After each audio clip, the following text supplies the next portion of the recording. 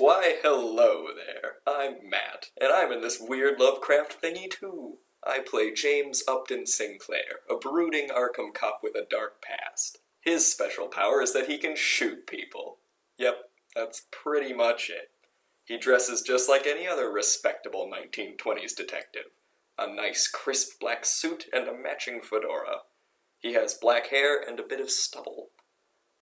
The previously mentioned dark past goes as follows. James Upton Sinclair actually had a pretty normal childhood, compared to these other weirdos.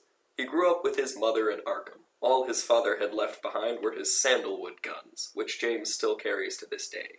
All he knows of his mysterious father is that he was a gunslinger, and apparently his affinity for firearms passed down to James, because by his early adulthood he was the best shot in the Arkham Police Department and had been promoted to detective.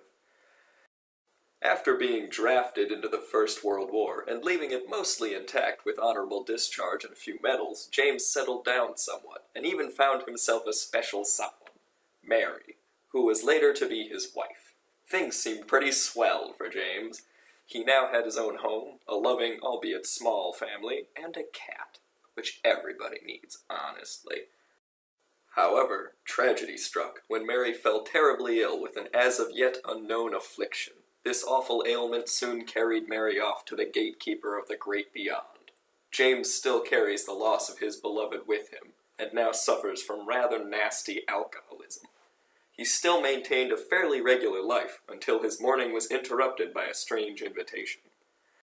A rather odd fellow was looking for volunteers to go with him to New Orleans to investigate some sort of cult there. James really had nothing keeping him to Arkham, since now even his cat had perished. Peacefully, at least.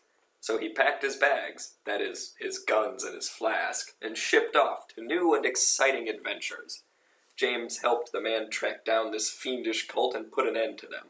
They seemed to be affiliated with some unearthly, tentacly thing down in the ocean, but James didn't really care about the occult. Just about justice.